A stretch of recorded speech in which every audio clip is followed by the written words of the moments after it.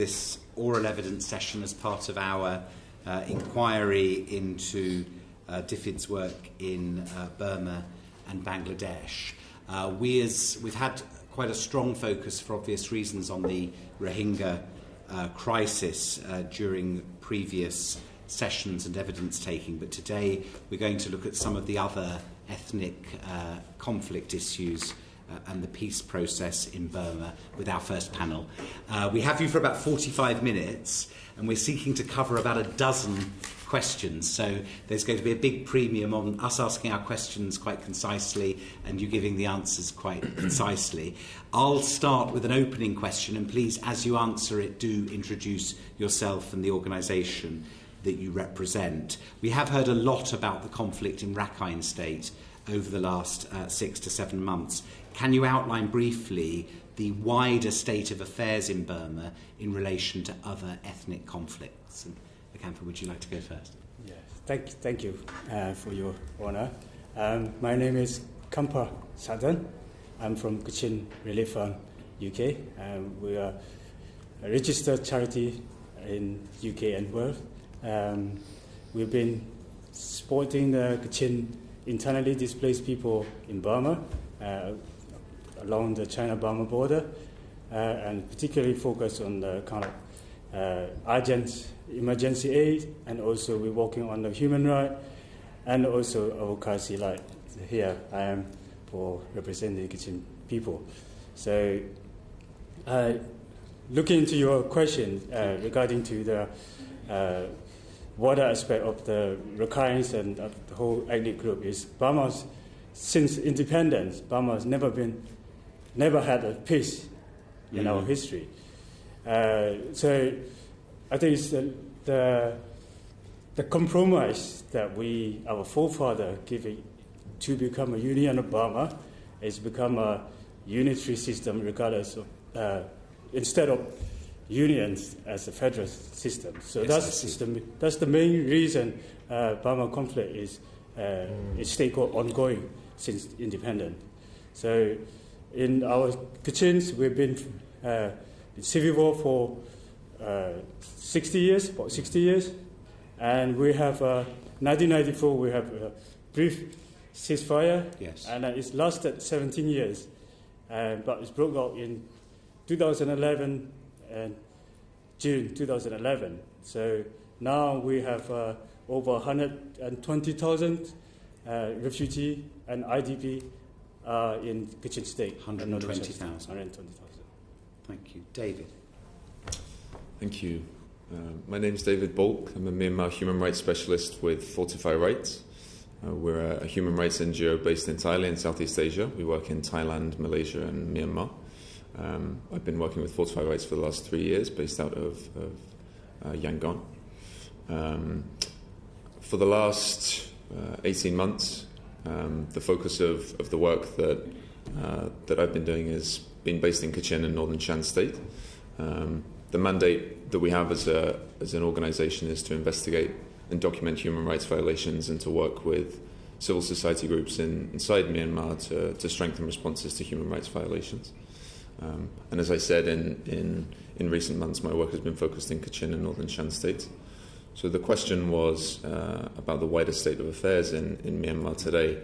And as you said, the world's attention is trained primarily on the situation in Rakhine State, with good reason.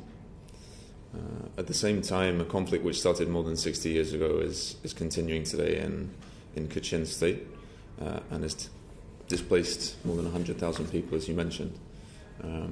While mass atrocity crimes have been taking place in Rakhine State, we have continued to document ongoing mass human rights violations in Kachin and Northern Shan State. We continue to document torture, killing, forced labour, and many other human rights violations besides. It is human rights violations of that colour that have displaced more than 100,000 people. And alongside that, we've seen a crackdown by the government of Myanmar on human rights defenders, journalists, human rights monitors, and others who are attempting to shine a light on these parts of the country that they want kept in the dark. And that has been a very worrying development in recent months in particular, and nowhere is that more true than in Kachin and Northern Shan State. Do you think, David, that the military in Burma has been emboldened by the sense that they've got away with what they've done to the Rohingya, so they're emboldened to take action against other minorities? I think that what emboldens the Myanmar military to continue to perpetrate atrocity crimes is the complete absence of accountability for many decades of atrocities meted out to ethnic nationality populations in the country. What we've seen in Rakhine State in recent months has been widely documented, and I don't think there are words quite to describe the violations that we've seen. But when we think about how the military continues to perpetrate those crimes, we need to look at a legacy of impunity for the violations that they have been committing against innocent people for more than 6 decades. Thank you. Virendra. Thank you. Do these conflicts have a lot in common with each other, or are they all different with unique issues and histories? If I may answer that question, I think it is the pattern of violation is common. The difference between its magnitude is different. In the Rakhine State, everyone knows that the magnitude is incredible. You can't comprehend the amount or number of people who have been displaced and have to run away from the fears of the persecution. But in the Kachins and other, for example, Shans, Garans, Moon, and Chin State, you're talking about is the violations of the pattern is the same. If I can add to that briefly, I think that the common denominator among those conflicts that you're talking about is the Myanmar military, and where the Myanmar military exists, human rights violations exist alongside them. And when we think about the spectrum of conflicts in Myanmar today, particularly in ethnic nationality states, I think it's important to acknowledge that many of the demands of ethnic populations, be they Kachin or Ta'ang or Rakhine, many of those long-standing demands have not been met by the government of Myanmar, and that's a fundamental root cause of many of the conflicts in the country today. Please.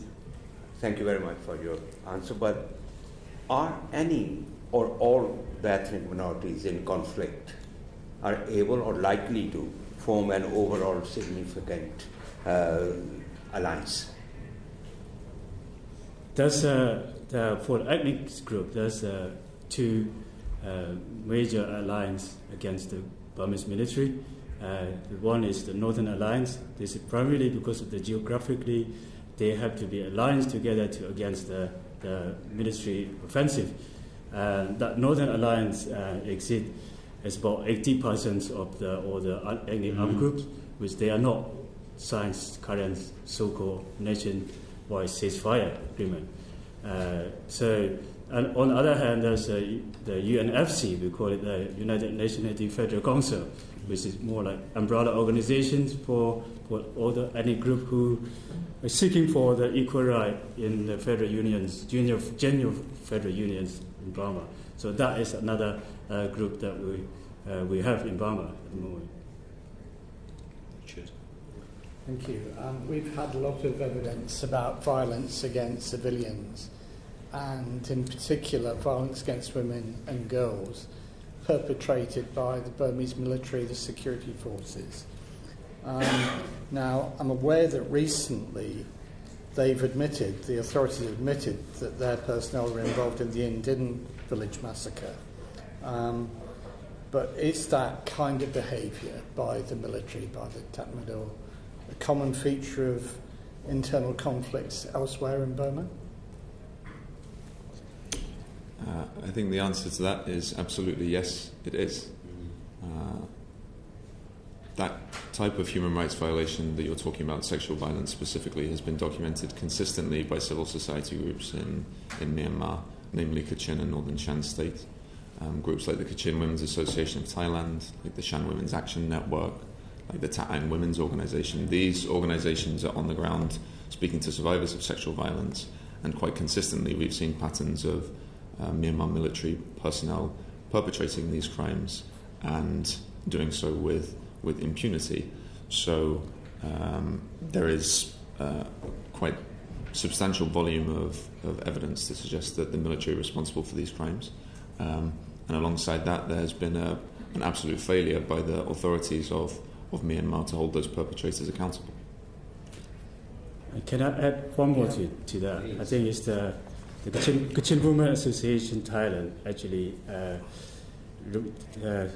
reported recently about so many number of the women's been raped in front line. So they think it's the Burma military using rape as a weapon of war in that aspect. Yeah, well, that's we've had a lot of evidence to that effect. Could you tell us anything about how the armed ethnic groups respond to that? I mean, are there any instances of them responding in kind? I can speak to that momentarily. I think that when we think about human rights violations perpetrated by non-state armed groups, whether that's the Kachin Independence Army, the Ta'ang National Liberation Army, or other armed groups operating in these areas, human rights violations are perpetrated by those groups. Yes, that's true. There is a history of that, and human rights violations by those groups continue.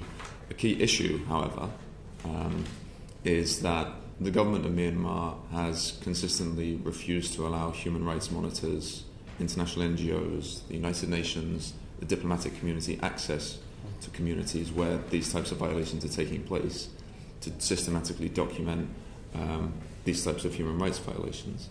So when we think about the response of ethnic armed organisations to these atrocities, it's very difficult to say one way or the other what that response has been, because of the complete lack of access that the government of Myanmar has afforded the international community and others. We've been on the receiving end of that ourselves. So, thanks. Thanks, Richard. Henry. Thanks, Chair. What is your view of the peace process so far? And I suspect I know the answer that you're going to give me. Do you think it has any credibility? To answer that, it's simple is no, because the main reason is that there's no concrete path for the ceasefire or peace process. Is the you need to have as I said, my opening space when I introduced Burma problem is political issue.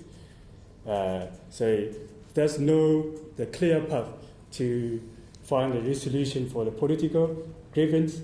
So the whole peace process currently is focused on the ceasefire signing on the paper. So everybody can sign a paper. The next day they can throw it away. So that is not issue. And then some group have signed a ceasefire currently. But the disturbing thing is like State Councillor Do Aung San Suu Kyi actually gave a speech on the current New Year Day speech that all the people or the nationalities should follow the current path to the ceasefire. But the full started last week. We already have a class fighting between the KNU and Burmese troops in the ground. So that is the reality of the ceasefire. We Kachins had a ceasefire for 17 years, but there's no political solution to that. So we end up signing the ceasefire the next day. We don't want to prepare for another war. So that's why that is the ceasefire, current ceasefire peace process is no credibility at all. Nice. And David, as I understand you're on the ground in the country, are you able to offer a perspective? Yeah, I would like to add to agree with what Hkanhpa said and just add to it in saying that the peace process in Myanmar has been much vaunted and has been celebrated by the international community and by many in the country as well. But that peace process in northern Myanmar and many other parts of the country is non-existent. At the very moment when that peace agreement was signed in October 2015, we started to see a spike in attacks in northern Shan State, mass displacement of civilians, mass human rights violations, and that pattern has continued today. So when we talk about a peace process in Myanmar, I think it's important to acknowledge that that peace process is nowhere to be seen in the north. And if I may, Chair, just as a follow-on to that, I understand that towards the end of last month there was supposed to be a third peace conference that was taking place. Did it happen? And if it did happen, were there any tangible outcomes from that? You mentioned about this. This is the 21st Century Panel Conference, and so far international community is praising about that process. But one of the local delegate who went to assist for that panel agreement is he found that panel 21st Century Conference is almost like attending church sermon. You just listen to the preachers said, and then just come back, and then because of the good air conditions, so you might fall asleep in the conference. So that is the accent of the 21st century. But remind you, in the second round of 21st century panel conference in August 2017, and when they were holding, and our Kachin leader attending in a meeting, they're sending their fighter jet to attack the Kachin position in the Gideon post. So how could we mention that process is the tangible? Okay, thank you. That's very clear. Thanks. Thanks, Henry. Chris? It's quite difficult asking this question because mostly what I'm hearing is quite despairing, to be honest. I wanted to ask you about Aung San Suu Kyi in particular. She still holds the Nobel Peace Prize, and I know that there's voices around the world asking for that to be withdrawn. I wanted to ask you how much of a role is she playing personally in the peace process? I think in terms of as the Kachin, when Aung San Suu Kyi was released from the house arrest, that was we have a great hope. Burma are in the opening up, and we actually, Aung San Suu Kyi actually have a Kachin name, and she Aung San Jamun, we call her. So we are, because of her father, came to 1946 before Burma got independence, and persuaded us to be gender federal union, creating the unions in the equal right. So we trusted her as her father.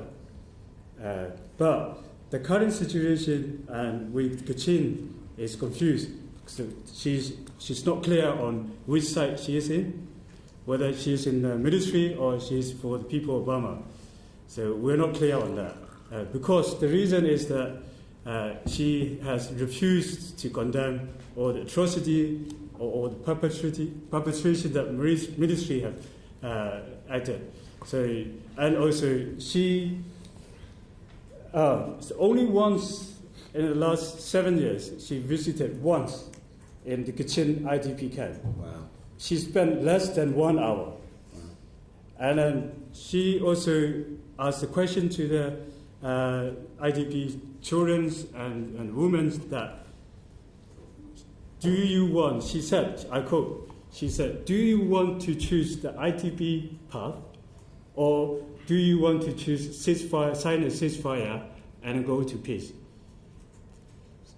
So the question for the people, the Kachin people is she's part of the mechanism to generate IDP to put pressure to the Kachin Independent Army to sign a ceasefire? That is a big question for us. So yes, she can play bigger role in the peace process because we did trust her, but but at the moment she's sided with the military. So she's not middle, she's at the other side. So we need that peace process. That's why we're asking for international community to be part of that process as well. Thank you. And David, is that a position that you share? Is that your experience of what you understand of Aung San Suu Kyi's relationship with ethnic minorities versus relationship with the military?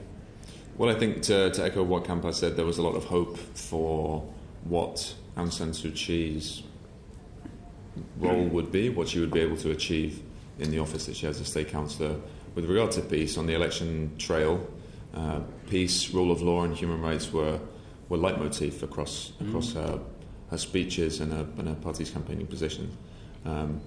And at this moment, there is more conflict in the north of Myanmar than at any time in recent history.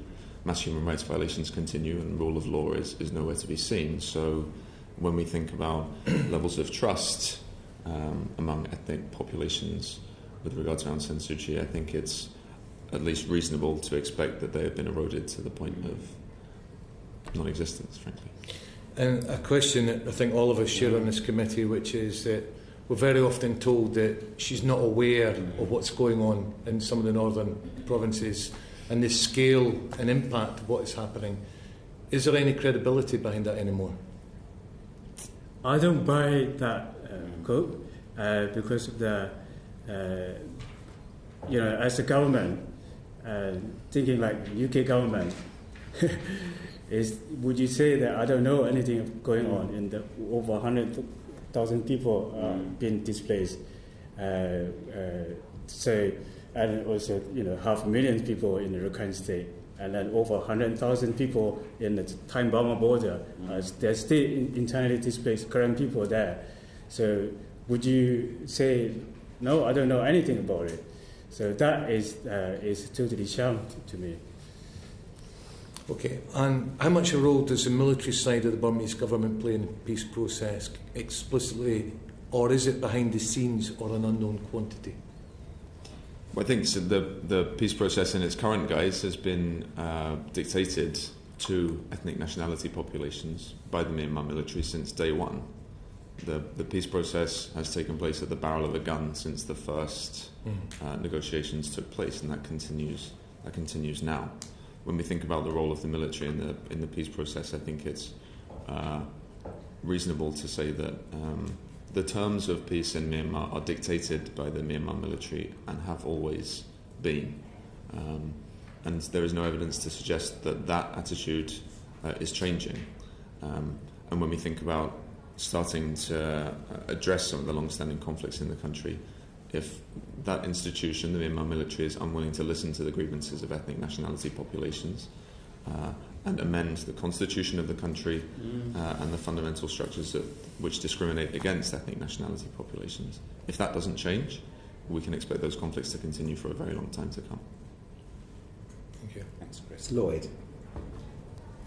So, I'm just trying to reflect on what you've just said there on my question. Am I right in saying that what you've just said is that the peace process is a sham that is thrust upon people by the military, but the military have no real intention of actually even implementing the peace process? In my view, the Myanmar military would like to see peace across Myanmar, as long as it's a peace which allows them to control every square foot of the country. That makes no space for the demands of ethnic nationality populations. So the deal that was hammered out in the peace process, will it ever be implemented as it was actually hammered out, or not? I think it's fair to say that the terms of that peace process, the nationwide ceasefire agreement, have created so much discussion, conflict among peoples in the country, because the terms of the agreement suggest that ethnic nationality, non-state armed groups would need to disarm before they would be taken seriously by the Myanmar military, before they would be brought into the fold.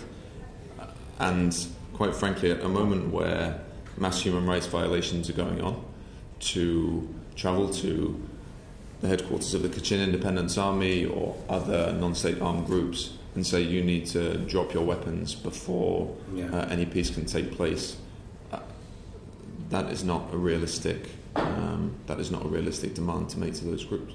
So has the peace process made it worse? You said that there's increased violence and increased since Aung San Suu Kyi came to power and the peace process. Has the situation actually, would it be better without it? I would be reluctant to say that it has gotten worse, because that suggests that we have a comprehensive understanding of where we were at before it started. But what I would say is that the peace process that we're talking about has excluded the vast majority of non-state armed actors in the country, and the result of that is hundreds of thousands of people who continue to be displaced in the country. Can I Please, can I add on that? I think it's when you say peace process, it's peace is everybody wish, everybody wants, the whole Burma, the whole nations, we all want peace. But the term, the peace they use in the military is the motto of one nation, one blood, one command. Mm-hmm. That is the motto of their term. So if I'm Kachin, as long as I become a Brahmins or Buddhist, they will get peace. That's the mentality they have. So they don't care about diversity, and they don't care about our equal right, our existence. So that is the term that they're using. So in terms of the peace agreement, is they will talk very nice, beautiful, flowery language in front of the TV, but in reality, is they just wanted to wipe out your battalions, and they wanted to control your natural resources, and so on. So let me tell you one example. I think recently there's intensive fighting in Danai Township, and where the amber mine situated. So over 2,000 people were trapped for weeks, and there's a lot of humanitarian crisis going on.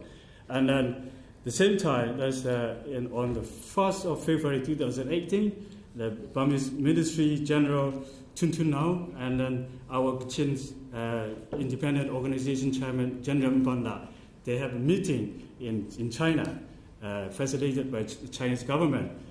But the meetings, we were hoping that at least the military would reduce the intense offensive in that area to let the public go, or to the safe area. But the demand from military is I have a copy of the meeting record. Mm-hmm. If you wanted to said the General Tun Tun Nong said to General Mbanda, he won the battalion 14th of KIA. So he wanted to wipe out that area from the Danai. And the second is he doesn't want the KIA food brigade to be in a northern Shan state. Mm. And then the third one is he doesn't want KIA to be involved with the WAP and other ethnic group in the Northern Alliance. And also he doesn't want KIA to have a communicate with the Naga group. So when you say that, is that we were hoping for some sort of reducing the tensions, but it is actually not in that what we wish for. So what I'm hearing you say there is that the peace process is built on a rather pernicious and nasty racist ideology that people have to comply by the Burma race, the one ethnicity, and if they don't, then they will be restricted and pushed out of Burma. That's correct. You said earlier on that, and that's totally outrageous and is fulfilling already some of the criteria almost for genocide, so it's very serious. But you said earlier on that your hopes were that Aung San Suu Kyi would come in and be a mediator, and she's now siding with the military. Would you go as far as to say that she is now part of the problem with the military in pushing this kind of ideology?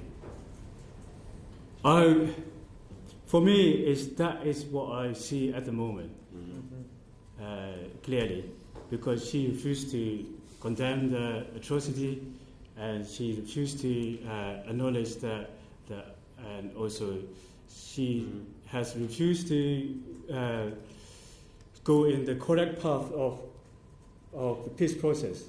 Peace process is what the ethnic group want is the founding principle of Union of Burma is the genuine federal unions, which we signed the Panong Agreement in 1947. That is the spirit of what we wish for. But the current 21st century Panong Conference doesn't mean that at all. So that's why that case, yes, I agree with you on your comment. Thank you. Henry. Is there any way back for Aung San Suu Kyi? Can she have any legitimate role in future peace processes? I think that to take both of those questions, actually, is Aung San Suu Kyi is she now part of the problem, and is there any way back? It's important to acknowledge that the perpetrators of atrocity crimes, whether we're talking about Rakhine State, Kachin State, Northern Shan State, elsewhere in the country, they wear uniform, and they're under the command of Commander-in-Chief Min Aung Hlaing and other Bureau of Special Operations commands in the country. Aung San Suu Kyi is not giving them orders, but she is standing up in public and defending the actions of the Myanmar military, whether that's in the west of the country or the north of the country. That makes her complicit in atrocity crimes. So when we think about if there is any way back for her, in terms of the trust lost among ethnic nationality populations, I think it will be a very, very long road to regaining that trust. But if she is earnest in winning back that trust, the first thing that needs to happen is for her to say publicly that perpetrators of these atrocity crimes must be held accountable for their actions. Very good. Thank you. Ivan. Thanks very much. Good afternoon. I've got two questions very quickly. One is when the international community changed its position on engagement with the Burma regime, we went from sanctions and isolation to sanctions and engagement. And then very quickly we went to normalisation. United States, this country, I think the European Union. And I'm just wondering, when I look back, or when we look back, and think about the failure to tackle these fundamental problems, whether before the international community normalised relations with Burma and the Burmese regime, these issues should have been resolved. In other words, we went from total isolation and sanctions to virtually normalisation in an incredibly fast period of time. Some people would say that was for economic reasons, as businesses rushed into Burma to unfortunately benefit from these new normalised relations. So I suppose what I'm getting at is, is there any way the international community can now ride back in a way that would worry the Burmese regime? Absolutely, I think there is. When we think about what the international community can do now to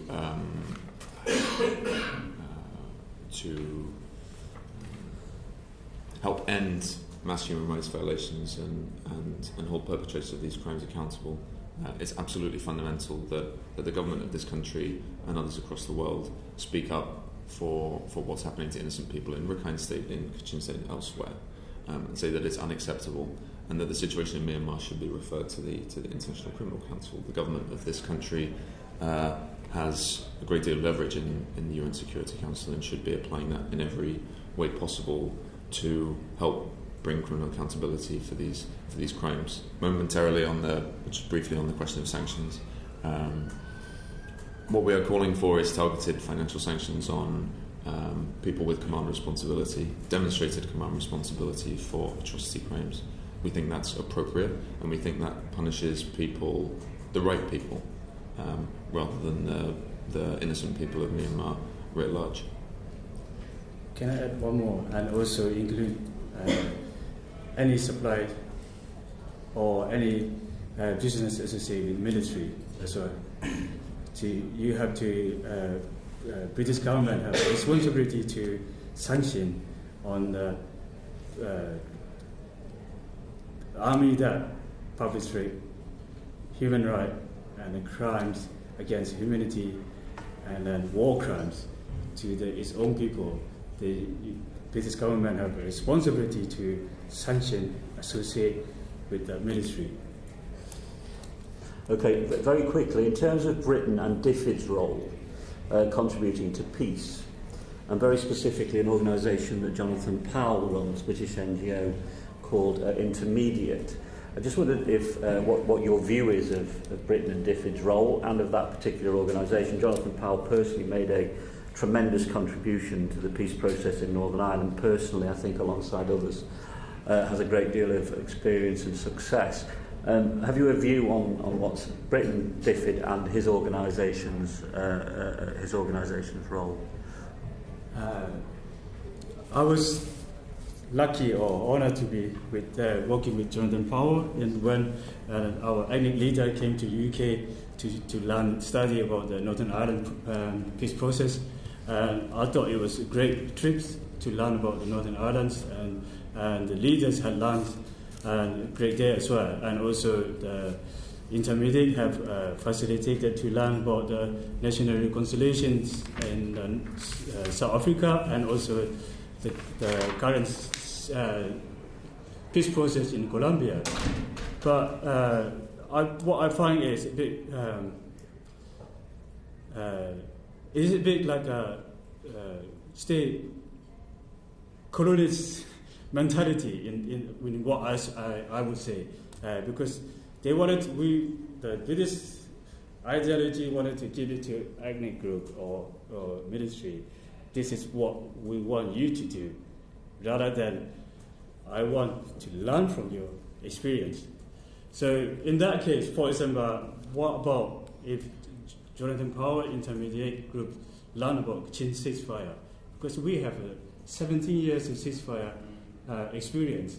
We have to day in and day out with this military, the same mentality, the same military. Just a different person. So how about they learn about us and then give us a bit more constructive advice on how to deal with the peace process and going forward. So for example, I got this book, War and Peace in the Borderland of Burma. It's Kachin ceasefire books, 1994-2001. So we can start from that, basically. That is what I see as an intermediate role. But in terms of the peace process, again, because when I was learning about Northern Ireland peace process, the British government and I and everyone is recognized that nobody's going to win the war. But at the moment, Burmese military think they still win the war. So that is the key point here. May I add a thought about DFID's work and what DFID does in Myanmar to promote peace? I think that we all acknowledge that the humanitarian assistance that DFID and the UK government provide to displaced populations across the country is a lifeline. It's a lifeline for tens of thousands of people across Myanmar, and without it, people would be tipped over the edge.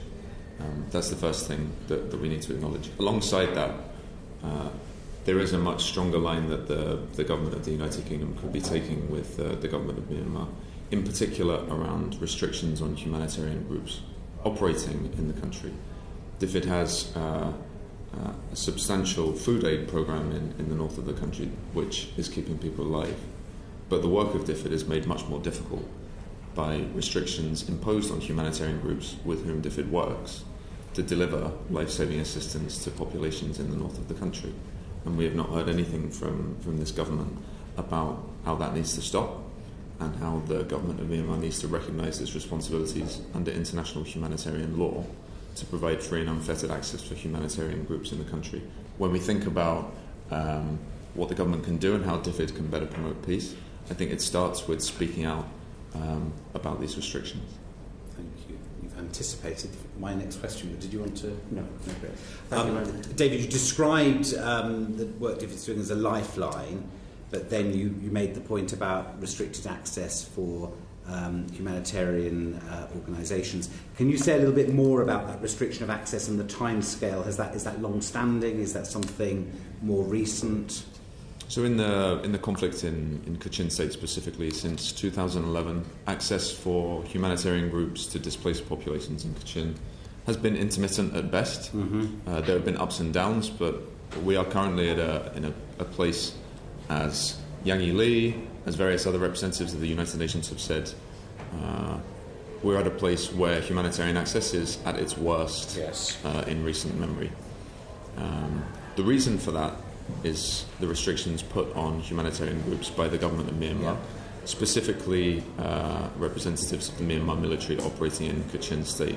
Humanitarian organisations are forced to go through onerous bureaucratic processes to access displaced populations in the north, and without official written permission by the government and official written permission by the Myanmar military, groups are unable to go. What that has done is created a massive burden on Kachin groups to deliver assistance at enormous personal risk. So when we think about the future engagement of DFID in northern Myanmar, really it's important to acknowledge that the work that's being done is a lifeline for many thousands of people, but it could be done much better if humanitarian groups had the access that they need. Thank you, that's really helpful. Now, I think you've been really clear in terms of sanctions in its broadest sense, that there is the humanitarian work that you've just described that's a lifeline, must continue, but we need to get the access for the humanitarian groups. At the other end of the spectrum, there's the need for targeted financial sanctions and reference to the International Criminal Court. There's obviously a lot of other activity that the UK funds in between, and I'm interested in whether you think the sort of peace-building work we've been talking about, is there a case for that to be reviewed? And then secondly, our second panel today is about the work the UK does on parliamentary strengthening. Is there an argument to pause that, or do you think there are benefits of continuing that in terms of some of the ethnic minority rights in the country? I think that the behaviour of the government of Myanmar in recent years, at very least, calls into question the support that this government gives around parliamentary development in Naypyidaw. We've seen quite consistently people arguing that there are reform-minded parliamentarians in Myanmar and reform-minded uniformed personnel in the government, and they've been absolutely silent in recent months as the international community has cried genocide and other atrocity crimes in Rakhine State and elsewhere. So I think it's very important that the Department of International Development and the UK government more broadly thinks very seriously about how supporting this government with parliamentary development could be supporting the very people who should be at the International Criminal Court. And you would not therefore make any great distinction between the government and the parliament in that regard? Not in that regard. Do you want to add anything? I think I totally agree with David on that. I think it's the parliament. There's a great deal of talking in the parliament and a lot of debates going on, but there's nothing in action we have seen. And so they argue about full stop or comma, but nothing's in the ground. So that is the worrying part of the parliamentary work in Burma, really. But again, I have to emphasize again that the DFID is work, and helping the humanitarian crisis in northern Burma is a lifeline. Right, that's really so important. That is and then. But on the other hand, in terms of the effectiveness of DFID work, and I would like to highlight that when the Kachin Relief Fund submitting the written evidence in the DFID, we highlight lots of local NGOs that mention about the DFID bureaucratic works is extremely popular and also very difficult to adhere to the practice, and also the British DFID use of the almost private company to be the middleman to deliver the aid is kind of is not really cost effective in terms of the delivery aid as well. Right. So that needs to be addressed to. So that's a different issue to David's issue. You're raising about the way in which DFID contracts the work, whereas David's point was about the access of humanitarian organisations. If I may add to what Hkanhpa said on that point. Numerous humanitarian groups from the Kachin community have said to us that the reporting requirements needed for them to use money from DFID have gotten more, not less complex, and that they've become more, not less burdensome. Right. I think it's fair to say that these groups, their forte is delivering humanitarian assistance and saving lives. It's not filling out forms. Yeah. And when we think about this government's commitment under the Grand Bargain to harmonise reporting requirements and make it easier for the taxpayers' money of this country to get into the hands of displaced populations, we should think very seriously about how difficult it is for these groups to adhere to the severe reporting requirements that they're requested to. Lloyd, a really quick final question. Just following up on exactly what Stephen was saying, you've touched on parliamentary scrutiny, you've touched on humanitarian aid. If it does give support, for example, to some universities via the British Council on Open University, and CDC, the government investment arm, has a number of investments on power and IT systems. Should we be that? Then there's no humanitarian element to them. They're just. Should we be looking at reviewing them? Do you think would that be a legitimate area to maybe pull back from? I think this is a good work for DFID to support the Burma, the future generations, and for development. But I have to say that DFID need to look at not just Yangon Mandalay, not just the centre.